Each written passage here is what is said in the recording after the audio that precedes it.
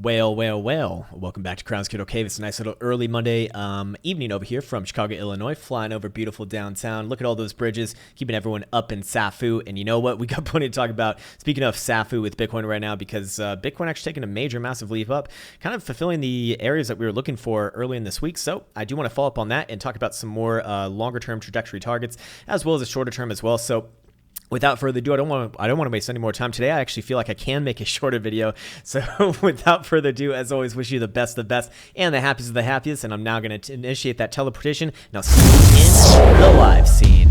Beam me up, baby. There it is. Bitcoin in all of his beautiful glory, or her beautiful glory, or no gender specific glory, of which I saw a very interesting video earlier today. Never mind, not enough time to talk about that. But with Bitcoin right here, we're seeing resolution on this consolidation as a whole to the upside. And this is exactly what we've been looking for the past 3-4 weeks, as Bitcoin just taking its time going sideways and now actually finally trending once again is what it looks like. Although on the higher time frames, still not necessarily there just yet, but lower time frames and medium time frames certainly having resolution here. So we are seeing follow through on all of the ideas that we spoke about for the past week and a half to 2 weeks. And most importantly, I kind of want to follow up on this just because it is going to sound a little bit like hindsight, but I want to correlate what I've been talking about in the past with what I want to talk about going forwards here. So remember a couple weeks ago, we were speaking about the 1 through 4 hour momentum oscillators, and all of them, whenever they all line up, that's typically when I'm looking to take trades. And we saw them all line up kind of coming out of this base at 9,500 right on over here. Now, the reason why that's important to me is not because I think the 1 through 4 hour, like the end all be all for fucking timeframes. No, not at all.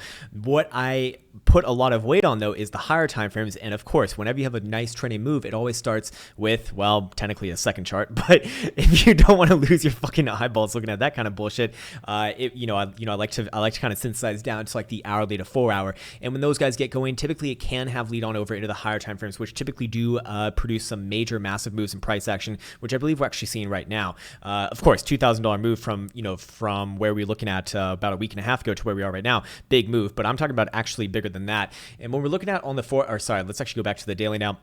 And what I'm referring to now on the daily is something that we've now been looking at for the past week with the 12-hour and daily. Remember, the 12-hour and daily, when they line up, that produces this move right here out of this $10,000 base up to the $11,000 region. And as you can see right here, just for verification, those are your 12-hour Stokes turning to the upside, and our daily Stokes turning around at the same time, right around the end of July. So that's why I was getting bullish coming out of this base right and over here. Remember when everyone was talking about going down to the 7,500 or 8,500? Gap boys, going back in. Well, unfortunately, looking like Bitcoin going to take a little bit of a foray to the upside before thinking about that, perhaps in the future.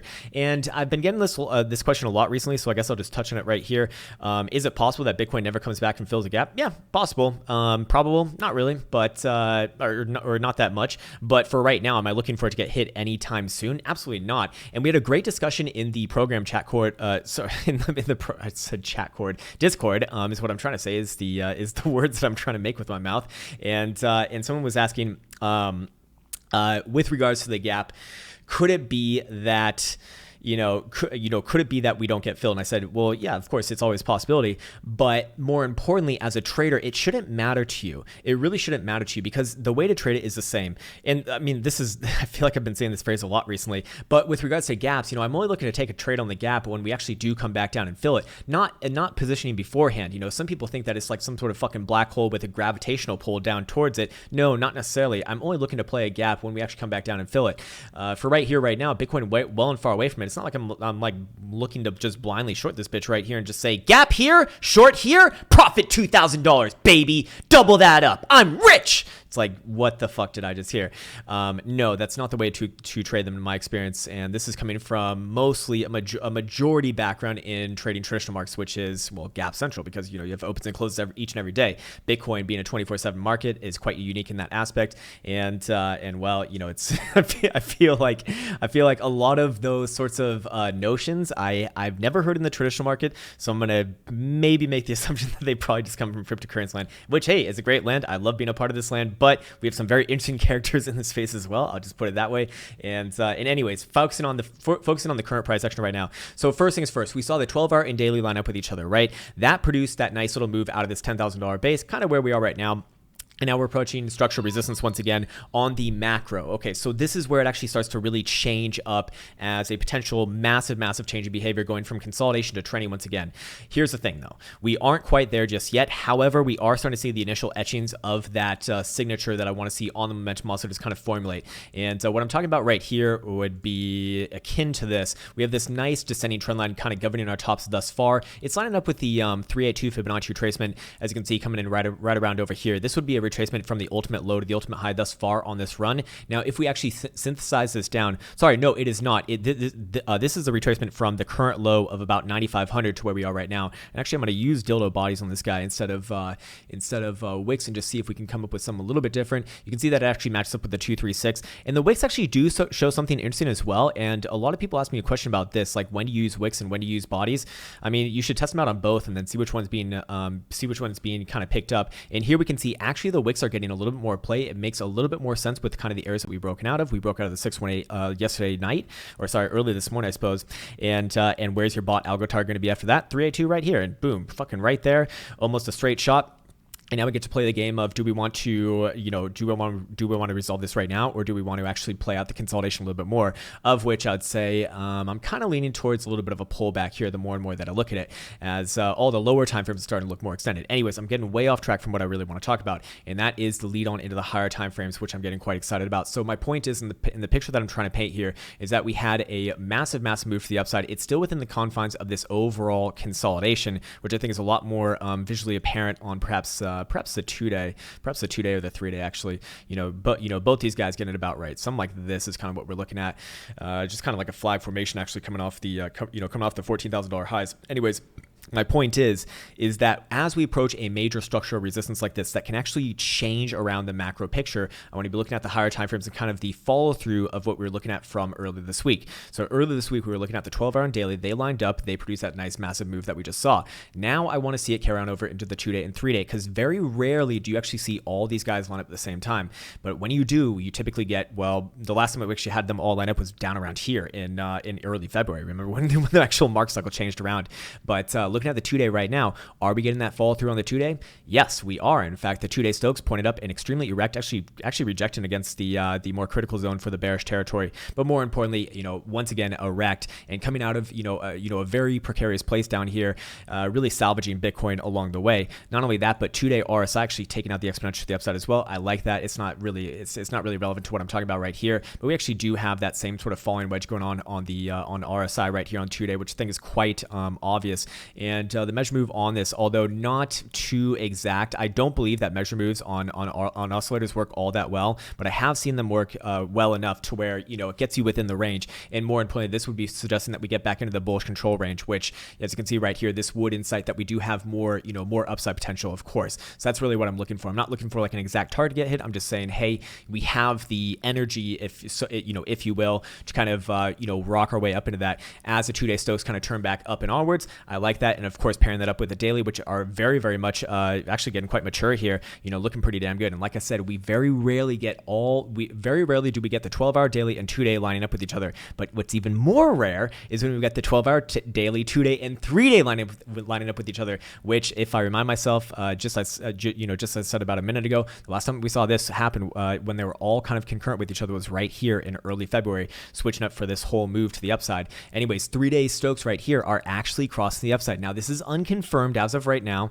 as Bitcoin actually dips back down, which I do think that the lower time frames probably want to pull back here. But as Bitcoin starts to turn these guys around, which we'll confirm not tonight, not tomorrow night, but the next night at 8 p.m. Eastern time, which will be what is it? The 8th? Yeah, no, not the 8th. What's one after that? Yes, the 11th. The 11th is what we're looking for.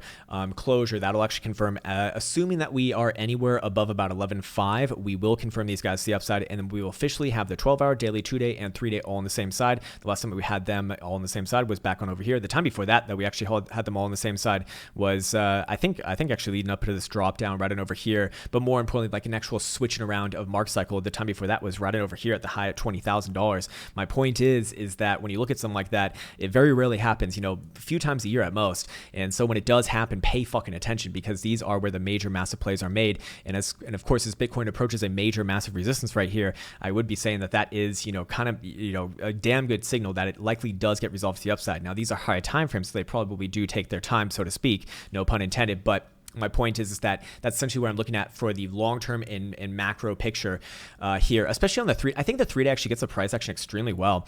Look at how the 3-day just kind of comes down after this massive run to the upside for the past 6 months, just straight fucking up, almost like a 4x or more than a 4x off the low. And then what do we do when, after we find our first major top, we come down to the yellow 21 exponential moving average and just float our way back onwards and upwards. That's actually really, really good signature and is quite healthy from a long-term perspective. In fact, just kind of pairing this up with a weekly, which by the way, the weekly is going to start to agree with the, with our momentum oscillators as well. As you can see, the initial etchings of this getting a little bit tired, and guess where it's happening? At the edge of the bullish control zone. So typically you will see bots and algos buy against this region just because, well, a lot of the time that's just the way that they're going to be programmed, as you want to see a signature like this during an actual strong trending move, just like you saw right in over here during 2017 to 2018, and just like you saw right in over here during basically 2018, grinded all the way down. This is indicative of a strong trending move, just like this was a strong trending move, just like this was what was as well. And guess what? They look like they actually want to pop back up here. So then we would have both the daily, 2-day, 3-day, and weekly, and of course monthly as well, actually all on the same side. And I'm going to imagine that that's even rare that we actually have all those guys aligned with each other. Anyways, my point is that we're really seeing the aligning of stars right now, especially with the way that the last weekly did close. It doesn't look as impressive on spot right here. I mean, we did hold the red 10 simple, which you will see very, very, very, very, very strong assets holding on to the red 10 simple on their like strong trending moves.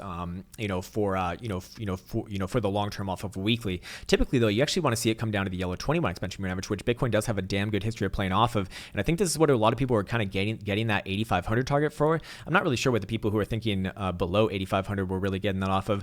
But I can understand why some people would say, what was it? 8,500 was kind of like a target, just because the yellow 21 exponential moving average on the weekly is right around there. It's actually currently a few bucks higher, and of course a gap coming in right around there as well. And I think we had the 0.5 Fibonacci retracement in that region as well. All of those, do matter, and I can understand why some people would think that. But of course, again, as a trader, I just don't understand that sort of mentality of just like blindly shorting something, just looking for that. That makes very little sense to me as a trader. As an analyst with no skin in the game, you can say dumb bullshit like that and be 100% wrong, but have no accountability towards it. So it doesn't really matter at the end of the day. That's why having skin in the game really matters. And speaking of skin in the game, I should actually show my positions right here. I'm still long on all of my contracts, September, December, and in these perps. It looks like I will be holding these Decembers for a little bit of time here, and I should actually talk about this for a second.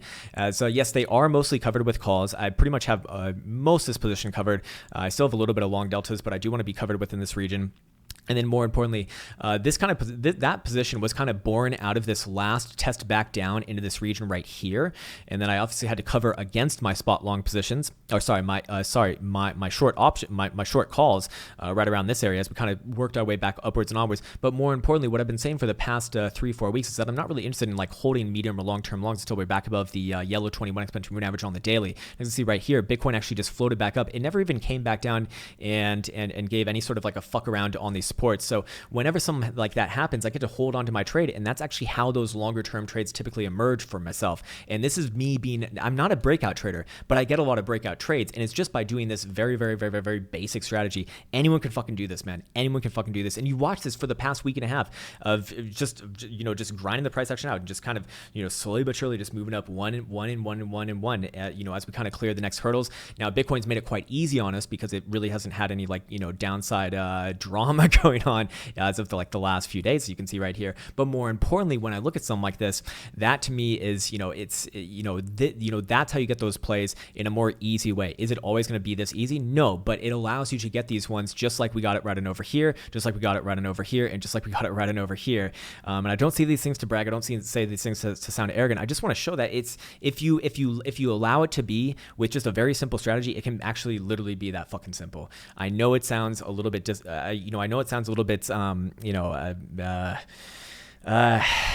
what's the word that I'm looking for? Because I'm trying to relate to myself when I first was learning this and looking at it like a strategy like this, but not wanting to do it.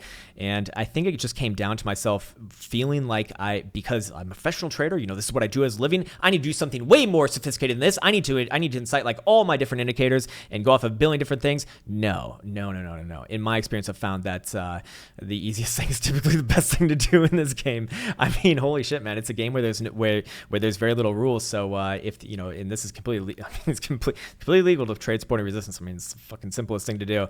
So why not, why not just let it be that simple? Anyways, as we clear each and every one of these guys, I can move my stop up a little bit more. And right now, I'd have it right around this 10, right below this region right here, about 10.6, 10.5 region. But I'm covered for the most part, anyways. So it's it's kind of in the back, the back pocket, so to speak. Knock on wood, all that bullshit. My point is that for now, my positions are covered. But looking at price action right here, my main points is that we're approaching major macro resistance, which I do think actually breaks the upside. I don't know how long it takes. I'd say that with the advent of this price action right here, probably a little bit of a pullback, but I do think that we're going to give a legitimate run for its money relatively soon, like within probably sometime this month. And I do think that it breaks the upside. And once we break that guy to the upside, I mean, technically speaking, this does, so we do have a falling wedge right here. The measure move on this guy has actually already been hit 1-to-1 at 11,850. And then if you look at this as one massive flag, which I think kind of makes sense on a weekly. In fact, it actually does look like a flag. It does look like a flag on a weekly. That would have a measure move actually significantly higher. I really dislike talking about this kind of bullshit, but it actually would be having a measure move towards 17,200. I'm not saying that I'm targeting that sort of price action right now or anything like that, but if we can actually close a weekly above 13,000, yes, that will be my target. 13,000, not even 13,000. If we just close a weekly above, if we even just close a weekly above like 12,000, even like 12,200, I think that would probably be good enough for me to look for the next trending move, because you're going to see the weekly Stokes carry on onwards and upwards, and we're just going to see the avalanche of effects that we've been watching that started off with what? With the fucking hourly through 4 hour. That bullshit, and then evolves into the higher time frames that actually do drive direction. Then we start to approach some major macro areas, and the macro time frames start to take over as well. And that's exactly what you want to see for these, for these nice moves. So I do believe that we actually are seeing the initial etchings of this. It's just going to take a little bit of patience here, but I think, I think for the most part, this price action right here, more or less resolved. Just kind of given a little bit of time. Anyways, go down into the lower time frames now. Let's go down to a little, in lower time frames, and we'll look at this right here. So I'm going to put on all my drawing tools. It's going to get really convoluted here. We're stuck in this next blue box territory right here. You do see that we had a little bit of a try early in the day, right after the live stream. The try was rejected, and more importantly, this is why. And again, I'm not saying this to like have fucking hindsight trading or any bullshit like that. No, I'm saying this because this is why I wait for dildo closures. Right? I need to see a closure outside the top of this, outside the top of this blue box for me to target the next region, which actually is not going to be this region right here. This would be a very low time frame target. What it'd actually really more likely be is around 12,350 to 12,450 in this region right here. But yes, this horizontal right here is relevant, but it's a very low time frame type idea. It's not relevant to like a fucking like a 12-hour or a daily, so to speak. I'm looking at this area next. If we break out of this area right here, so more importantly, Bitcoin going sideways in this region, it's just a little bit of a consolidation. I think that it is a little bit more likely that we actually do head back down and test around 11.4 to 11.3 first, before giving another try to the upside, because all of the lower time frame momentum oscillators are starting to get a little bit tired here. Whoops, let me get on. Come on, baby, bring it up. There we go. Looking at 4-hour Stokes, looking like they want to cross the downside, getting kind of sloppy here. What about 3-hour? Do we see 3-hour crossing down? Yes, we do. Unconfirmed though still, and 2-hour coming down and hourly coming down. So, when you have all those things line up with each other, it's kind of like the equal bit opposite of what we were looking at earlier. So what is going on here? There we go. Never mind. Unimportant bullshit on the phone, as always. Fucking as always. Anyways, my point is that yes, I do think that we probably go sideways here for a little bit longer, and then test like a little bit down, maybe like 11,350, 11,400, and I'd be looking for that to get bought back on onwards and upwards, and most likely, and then most likely try again to the upside. That's that's my opinion. My opinion is bullshit. My opinion does not matter. My opinion is something that I don't trade, of course, but more importantly, the ideas that kind of the tentacles that actually formulated that idea are pretty damn. What the fuck was that? Are pretty damn. Are pretty damn black and white right here. We have this level right here. If 11.4 does break, then yes, I would be looking all the way down, actually towards 11.150. But as you can see, there's a lot of structural supports kind of built up, and this is why a long form consolidation like this is actually quite healthy, because in order to really break it back down to the downside, Bitcoin has to do a lot of damage. I really don't think that we're going back down below. I don't think that we're going back down below like 10.7 anytime soon.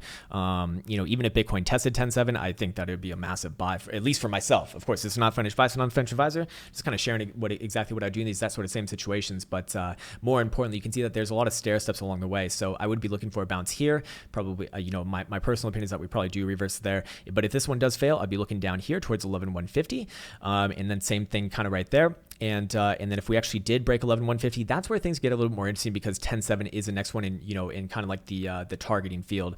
And if that area breaks, then we're gonna have to discuss likely coming back down to 9,500. But for me, like a longer term downside move down to like an 8,500 target or even lower than that, it's not even appropriate to have. And I've been saying the same thing. It's not even appropriate to be having as long as we're above this blue box territory here, the 9,400-ish region, which we held up valiantly against last week as all the momentum all started to turn around. That was a great buy point, of which I know a lot of people were buying in here, which is amazing, fucking phenomenally done. I bought a little bit later out of this breakout right here of 97.50, so it's a little bit late to the party, but hey, better late than never. And more importantly, clearing some major massive resistances along the way. The 377 on the 4 hour, to me, that was a big deal. Anyways, while we're on here on the 4 hour, I do want to talk about this. So I do want to talk about a little bit of moon boy delusion from my own behalf, and I feel very bizarre about this, but let's talk about a few things here. Okay. All right, we're gonna get a little bit Jedi-like for a second. We have three moving averages here. We have the green 50 exponential moving average, we have the purple 200 exponential moving average, and we have the white 200 simple moving average. The 50 and the 200 exponentials, those are going to be referred to as the golden cross and the death cross. The white 200 simple, I'm just going to call it the 200 simple. Basically, what we see over time is that when the purple 200 exponential moving average is above the white 200 simple moving average and the green 50 exponential moving average is above all of those, we actually do see some pretty nice trending moves to the upside. That's when Bitcoin is actually trending, like a trending move. Not going sideways, not consolidating, but actually trending to the upside. And right now, you do see that actually the white 200 simple is above both these guys, so that is not what's going on right now. But that's what makes this quite exciting, because we are seeing some interesting, just as interesting happen just about a day ago on the 4th of August, where we got the golden cross on the 50 exponential and the 200 exponential moving average right here, and that, from a historical standpoint, has actually been a damn good indication, especially when it's on the overall side of the general market trend. In this case, the upside has been a damn good indication of, well, just a massive fucking move incoming. In fact, if we go all the way back on over here to our last upwards market, where we actually had death crosses and golden crosses, because, well, 2018 was a bear market, right? So it's, it doesn't really apply. But I want to be taking a bullish signal in an overall uptrend. And this is the last example that we have right in over here. If I go all the way back down towards about 2015, 2016. So you see, we have a few examples right here where we get the death cross, then we get the golden cross, right? And it takes about, for most of these, and you probably heard me, repeat this ad nauseum. It's probably boring as fuck, and I'll just kind of lay it out right here. For most of these, on average, it takes about 2 weeks to go from death cross to golden cross. Funnily enough, in our current trajectory right now in 2019, we saw about 2 weeks from death cross to golden cross. Isn't that crazy how that shit fucking works? Oh my god, it's like bots and algorithms are running this market. Isn't that crazy? People just keep on the same inputs and it just keeps on doing the same thing. Oh, does that happen in most markets to begin with? Fucking crazy, man. Wow. And I'm just going, and I'm just looking like a complete moron even talking about it. But more importantly, so we get the death cross, we get the golden cross. It takes about 2 weeks, and what happens after that will amaze you. Just kidding. Sorry, you can tell that definitely needed more sleep last night. But we got the golden cross running over here, and then Bitcoin's just straight up for the next, from September basically to January. That's what, 3 months, 4 months, and it goes up 94%. Literally almost doubles from the golden cross to the next major high. Then we do the next thing again, a little bit of drama right in over here, gets a death cross, gets a golden cross about a week later, actually a little bit less than a week later, and from golden cross to next high on price action, we see about a 55% increase done over the course of 50 days. Sorry, and this first one was done over the course of 3 months, 3 to 4 months. So what? That's like 90 to 100 days.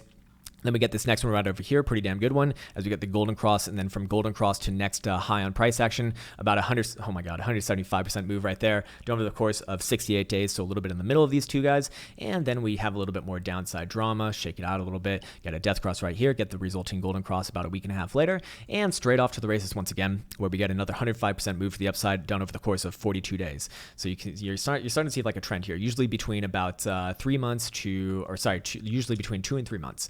is what we're looking at, and usually about 2x is what we're looking at as well. Then we get the next downside drama, death cross right on over here, and Bitcoin golden figures itself out, golden crosses once again, and then we get this next massive move all the way to basically the $20,000 high. So it's about a 400% move for this last one, which is obviously a more aggressive one. It's the last push on a parabolic blow off top effort. I don't expect that we're going to get a 400% move here from from our golden cross to the next death cross. I think that's probably going to be somewhere more between about 50 to 100%, which is fucking insane to begin with. Holy shit! Oh my god, it's fucking insanity. But more importantly, done over the course of 79 days, so still within that range between about 2 to 3 months. Is what we're looking at. So if we were to double up our price action from the time that we actually got the golden cross right here to where we're looking at, if we just doubled it in general, that's going to literally put us above $20,000. It's going to put us at 20,400 region. More importantly, on top of that, remember, it is there. There's a very clear signature here as well. Once we get the golden cross, and both the golden cross moving averages, both the green 50 and the purple 200 get above the white 200 simple, that's when we actually really start trending. Look at this. When both the exponentials essentially slowly migrate above the simple moving average right here, right? And price action is actually in a nice upwards move, but it comes down to test these guys at the end of the day. And it actually always does test the 200 exponential moving average. Sometimes it takes a few weeks though. So yes, and I think there's one time where it actually didn't test it, just one time though. So the statistics are on your side if you are waiting for something like that. But more importantly, we're looking for the actual next trending, the actual next momentous move. And right now, as you can see, right now, if you remember, we're not, the white 200 simple is still above both exponential moving averages. And as you can see through all these examples, it's really not until those exponentials get back above the simple where things really start trending. And again, looking at it right here, we get this one a little bit different, but all the other ones pretty much the same, where we get the exponentials just slowly migrating above the 200 simple, and then that once they both get above, that's at the point where we get another retest back down, and then the move actually really evolves forward. So that next test down to the 200 simple and 200 exponential moving average is likely a massive buy for myself. Of course, it's not financial advisor. I'm not a financial advisor, but you see the same thing right on over here. They both cross the upside, then we come down, test it, and then boom, massive move to the upside. And then same thing right on over here. They both get above the 200 simple at this point right here, test it at the exact same time, and then massive move up. And then same thing right on over here. They both get above the 200 simple right at this point, and then massive girthy green dildo party to the upside for the next few months. So my point is that historically speaking, we're looking likely at a big trade relatively soon. So saying that all nonchalant. I'm waiting for these guys to get above this region, and then for price to come back down and test, one of the major moving averages, whether it's the 200 exponential or the 200 simple, and then likely take some long-term trades off that. Doesn't mean that it's always going to work out. I mean, yes, we did just look at a slew of options where they all have worked out, but as a trader, it doesn't even matter if they all work out. It doesn't need to be 100% hit rate to be a win. It just needs to offer up a statistical edge here. And so for me, it offers up a very easy way to be managing risk, because if I do take a trade off this region, I'm just going to use the 200 simple, the 200 exponential moving average to manage risk on. So my risk is defined. It's quite, it's quite mitigated as well, depending upon how close you can get into those two moving averages. From this region right here, not so much. So I'm not buying here, like fucking obviously. That's a whole risk management portion of it. But with a little bit of patience here, historically speaking, we actually do come down to those regions and test them pretty much each and every time, and that's the actual area. Again, doesn't mean that we can't actually. Whoa, Jesus! Bitstamp is Bitstamp's literally $100 below BitMEX. This is insane. It's literally in 1600 or 11.6 region, whereas BitMEX is 11.777. Wow, that's very bizarre actually. Right now, we're seeing massive bifurcation between the U.S. dollar exchanges and the BitMEXs and synthetic USD exchanges like Finex. Anyways. So yeah, that's essentially what I'm looking at for the next, for the next major trade for myself. Until that happens, I'm basically just holding my position. Like I said, net long and mostly covered within this region. Anyways, okay, let's put back on all these pretty babies right here and get you guys back on. And again, I didn't really talk too much about the potential upside from if we do break up upwards and onwards from this region, because again, I'm not really leaning towards it from literally this point right here. I think that we do come down. I think I think we play a little bit more sideways plays out right here, and then probably come down to this region. But if we actually do take out this top, the top side of this blue box territory right here, yes, there technically is resistance right here at about 12,000 bucks even, but I don't look at that as like a real resistance. That's very, very, very, very, very low time frame. I was only planning a little bit of a scalp there earlier today, which already happened. So in fact, I'll actually just get rid of this one because it's probably more confusing than anything. And if we do break above this blue box territory, close like a 2-hour, 4-hour dildo above 11,850-ish region, I'll be looking for this next territory to get hit right on over here, which is going to be the 12,300 to 12,400 region, which is based off of I think one of the measure moves that we were looking at earlier. Sorry, yes, it's actually the Adam and Steve pattern right here. We actually do have an Adam and Eve bottom in place. I typically don't talk about this too often because I'm not really big on patterns, but this one I can't recall a time that I've seen it actually in cryptocurrency or play out in cryptocurrency. In traditional markets, it actually does have a pretty high hit rate, and in Forex as well, from what I've noticed. But it actually would suggest a full-on measure move all the way up to this region right here. Quite nice. And in fact, it's not, when you talk about an Adam and Eve, I mean, that's the problem with patterns, in my opinion, is that they make themselves sound harder than what they really are. No pun intended. My point is that what is this really? It's really just a pattern of accumulation right here. It's technically a cup and handle, right? That's really all it is. It's that simple. But every fucking pattern needs a goddamn name, so you can be like, well, I read about this in my page 2 of my Investopedia book, and it says right here, it's Adam and Eve, and it's very different than a cup and handle. It's like the same fucking thing, man. It's a pattern of reaccumulation is what it is. It's a bullish continuation pattern. It's good. So again, well, technically an Adam and Eve pattern is a bottoming pattern. It's like a reversal pattern, but you get my point. They're accumulation patterns. They are long-term bullish patterns put in bases over a long period of time. Anyways, okay, so we spoke all about that. What else do I want to speak about? Let's go over here to CMEs. How are CMEs doing? I think it is worth mentioning that CMEs never actually even broke below their red 10 simple on the weekly. This was a pretty damn strong response that we saw last week. So this is again the use case of looking at both CMEs and GBTC. CMEs weekly was never bad, really. Looking at, do we see anything else here on the higher time frames? Not really. Yeah, daily, not really either. I didn't really talk about daily RSI or any of the higher time frame RSI, but the higher time frame RSI, they all look constructive. I mean, looking at daily right here, we're not even testing the bullish control zone yet. Now I would say that this first test in the bullish control zone probably does get pushed back, but that pushback, wherever it comes down to the exponential, probably somewhere in the middle of the neutral zone, probably does get bought back on up. Again, just a classic bought algo target. Anyways, other than that, we got the 2-day right here, which I believe has just regained the exponential on it. Lovely. And we are just oscillating between the bullish control zone and the neutral zone as we resolve this consolidation. This confirms that this consolidation is a bullish consolidation, as we knew before, but now actually fully confirmed. And I think the 3-day is just a couple days away from confirming this as well. So that'll just add validity onto the fact, but I do feel comfortable with calling it on the 2-day. I think that the 2-day is actually a phenomenal time frame for Bitcoin and 24/7 markets in general. Just for whatever reason, the 2-day chart seems to get things more or less right. Let's go check out GBTC as well, 14.6. Having a little bit of a nasty close today, actually. In fact, you'll notice that GBTC comes all the way back down. So GBTC, and this is quite important, GBTC has actually been leading Bitcoin spot prices once again for the past 2 weeks. It made the first move to the downside right on over here. I think it was a couple weeks ago, and then it made the first move to the upside last week, which is what we saw, and that's also why I was getting bullish last week. And now we actually see we see this move come up to the same area that we saw in spot, but more importantly, coming into the end of the day, it actually sells off all the way back down to test down into this region, the same region that we saw in 15th of July. So if we actually match that up with spot prices on 15th of July, and by the way, this is actually a pretty damn good response right here. But if we go back to the 15th of July, where was Bitcoin's spot price at? We see it was right around here. So right around the 11.2 region, actually. So I'm saying that I think that this pullback probably comes back down to like 11.4. This would actually suggest a little bit lower towards 11.2. So I'd say anywhere between 11.2 to 11.4. It's kind of where I'd be looking towards. I mean, in fact, Bitcoin's testing 11.8 once again. I mean, Jesus. I mean, maybe I'm going to be wrong about this one, and we actually do take another leg up before an actual pullback possible. Like I said, that's why I share my opinion, but also then share the technical analysis, which again, I don't trade my opinion, I trade technical analysis. Anyways, going back to GBTC as well, I would say that still longer term macro timeframes still fine. We had a bullish engulfing dildo on the weekly last week to close it out on Friday, and again, that was why over the weekend I was getting massively bullish once again. This to me looks fine right here. It looks like a nice consolidation being resolved to the upside. We've just come back down, retested the Friday's close. Looks good to me as long as we hold up above this region, which it looks like it does want to, especially after this this buyback up right here, looking pretty damn good. I would say that probably going to do do a little bit more sideways, but ultimately, resolve it to the upside as we do get all the major moving averages back in under price action once again.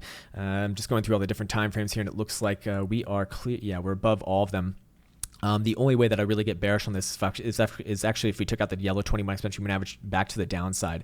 And even then, I'd just be looking for a test back down to the prior lows, probably new lows after that. But technically speaking, just would be targeting a move down here.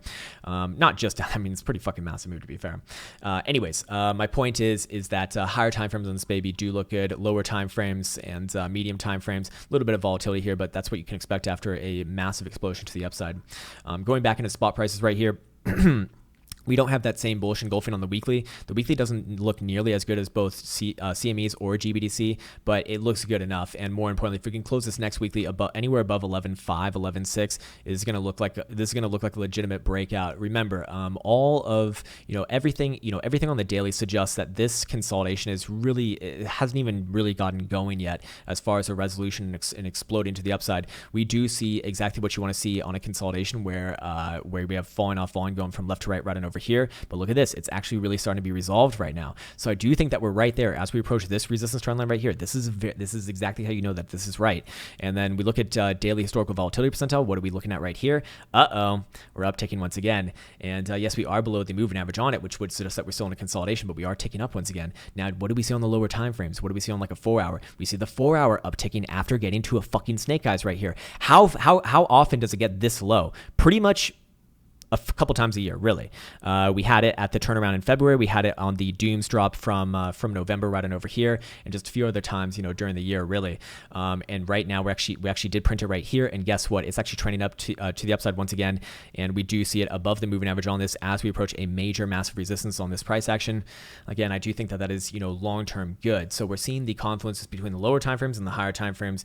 Remember, the historical volatility percentile is a mean reverting indicator. So it's when it gets really low, it's gonna explode. And when it gets really high, it's gonna contract. It's just the way that it's designed. It's maths. Anyways, my point is that we're seeing everything kind of line up, but we're not quite there just yet, and still not quite just there. But we are seeing a lot of the medium and lower time frames having resolution, which is good, which is what you want to see. Anyways, go check out the expected moves chart. Expected moves chart does say that we actually are trending right now. Anytime that you move outside of the first standard deviation, that is a trending move by the nature of it, or just kind of like an outlier by the nature of it. I mean, it could also come down to to our calculations of this, but I do trust my man Ballyport to get this one right, and it's been more or less right in my experience, anyways. So I've no reason to believe that this is not right. And more importantly, we do see that it's squeezing to the upside, and we're actually trending outside the top of the first standard deviation, which is a pretty damn good signal. If we could both clear above this next resistance and also close this daily above the first standard deviation for the for the expected moves with regards to historical volatility, that would be a damn good signal that we're actually ready to really trend once again, to really trend. We're not quite there just yet, but we are. It's everything's kind of shaping up for it to likely happen. It's technically not happened just yet though, but things for more or less look good to me. We do see that we've actually wicked off the top of the first standard deviation here, I believe, 11.9. Now we got a little bit above that, but more or less did get stifled by it. If we get up to the second standard deviation right around 12.2, which by the way, remember 12.2 is the lower echelon of that next resistance. Sorry, not the next resistance, but the next target that I would have if we break up to the upside in this blue. Whoops, let me go back on over here to this blue box territory right here. That's where I'd be looking. So I do like the confluence between those, but more importantly is what it would say is right on over here. That yes, I would be looking for a short-term pullback on a lower time frame, but that would be an actual massive breakout. It would be resolution on all time frames, all higher time frames, and I would really just be looking higher at that point in time. So that would be a signal for myself to hold for the for the longer term play. Of course, not financial advisor, but back on over here. Let's go into the monthly, which we did just set up again, and I just want to show that the monthly looks relatively healthy. The last month was very obviously consolidation. It was not a rejection. It's not a reversal. It's not like a doji doodle spinning top reversal. That's silliness when people say stuff like that. It's not even at the fucking top. It's structurally not even fucking right. God damn it. I don't even know why to get mad, man. I definitely have autism or some bullshit like that. But more importantly, this to me looks like a nice healthy consolidation on a higher time frame. And guess what? When we match up with the tentacles, look at this. We're actually consolidating right at the edge of the top of the Trollinger bands right here. Not only that, but we're just oscillating between the medium band and the top band, which is like pretty fucking healthy actually. That would imply a more bullish, a more bullish outlook on this asset.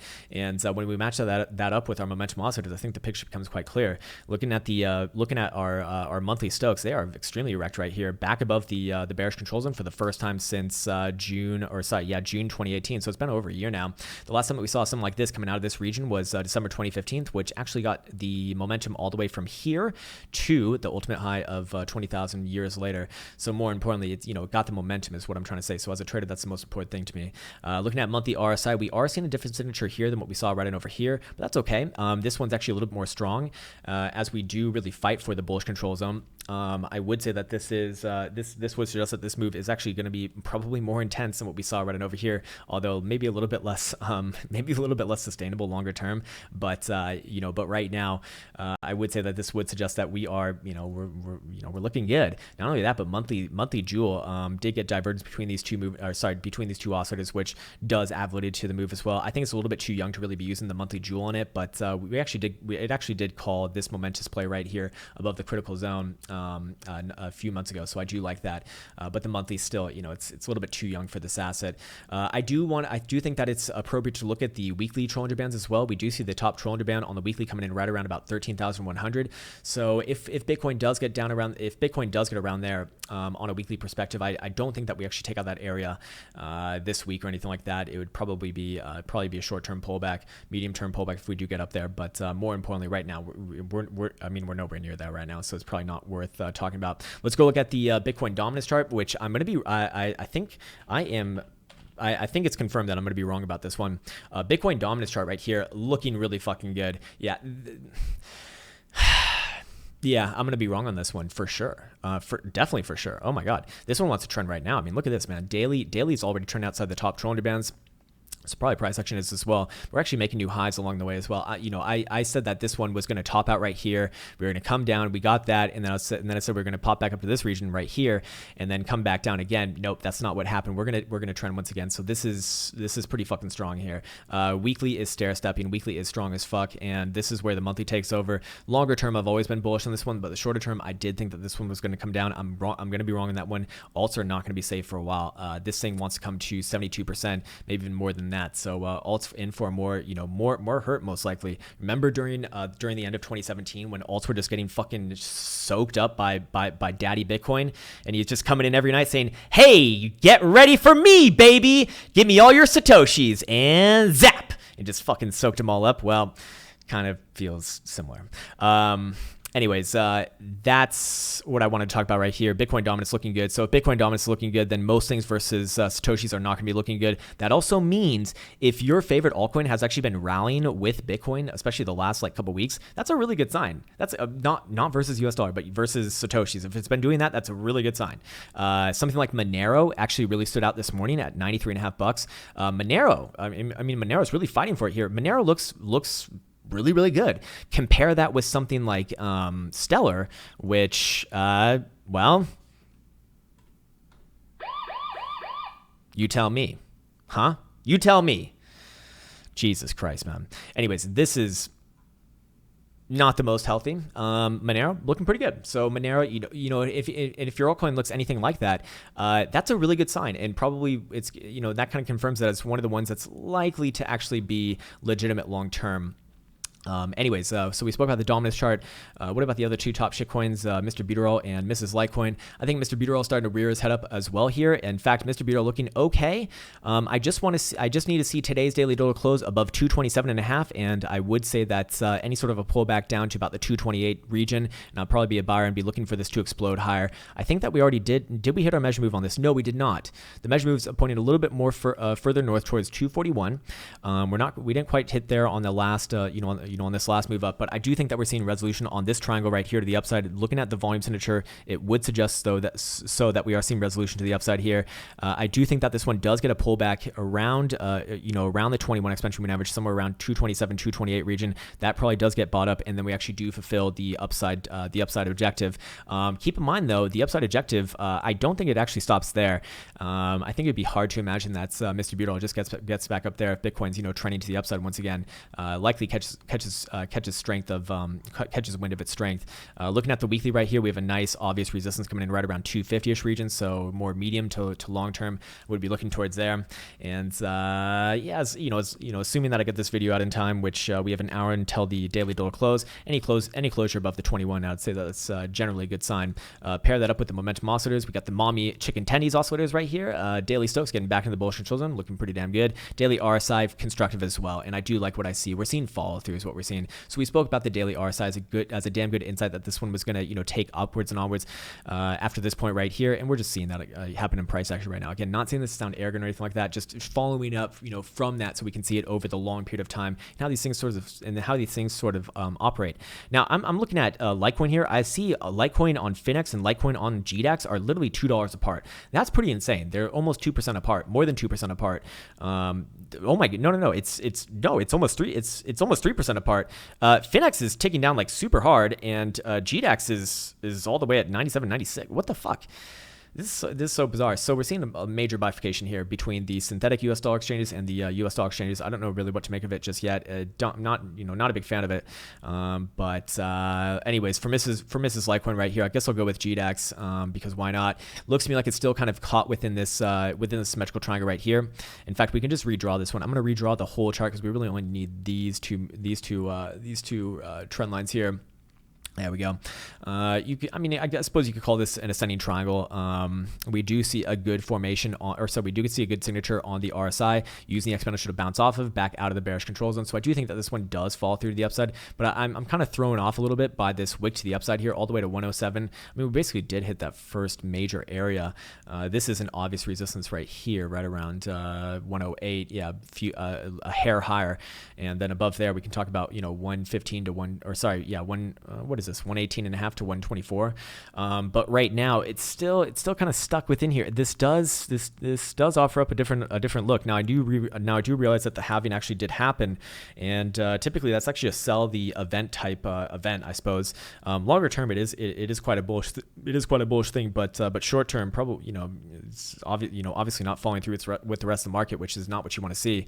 But looking at momentum oscillators here, we see the same sort of signature as Mr. Buteral. Daily Stokes up, reaching for the bullish control zone, and we do see daily RSI working its way out of the bearish control zone as well and bouncing off the exponential, which I do consider healthy, but really want to see it close above the daily 21 today, then use the daily 21 to rally up and hit this next area once again at 108, and then I could trust it a little bit more. But right now still, man, I mean, to me this is a rejection on the weekly thus far. This is not a good setup right here. I'm not too intent on that, but I'd give it a little bit of space to grow here just because it's likely to follow Bitcoin. I don't think that Litecoin's going to fall apart if Bitcoin takes another leap up here, and vice versa. Bitcoin comes down, then yeah, Litecoin's probably going to get schlacked again. But I do think that Bitcoin is on the stronger side here. Anyways, going back to Mr. Bitcoin. Speaking of the devil right here, or this devil, no, an angel. He's an amazing angel. Looking at this right here. Still hold on to what I said earlier. Again, it doesn't matter what my opinion is on this one. Do we get another leg before we retrace or not?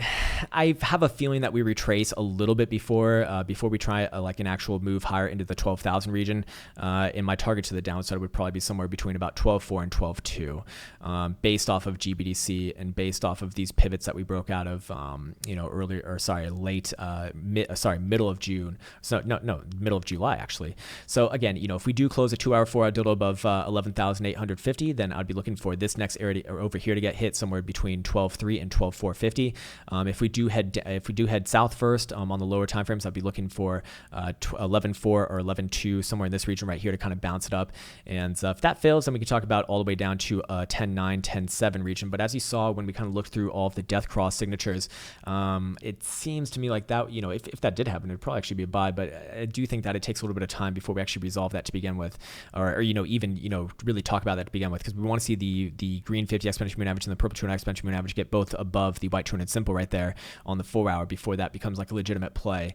So assuming that all kind of does fall through, I still think it would take a few days. So it's more like that we should just go sideways here for a little bit, then maybe then maybe test some supports and then carry out the move upwards and onwards. But overall, the general message is the same. Higher time frames look good to me. Higher time frames do look bullish, but they're going to take their time because they're higher time frames, right? It just takes time for it to populate. Anyways, that's going to do it for today. I do want to wish you well on this nice little Monday early afternoon here from Chicago, Illinois, and I'll be back on tomorrow with some more video and live stream analysis. Looking forward to seeing you there, and take care and see you soon.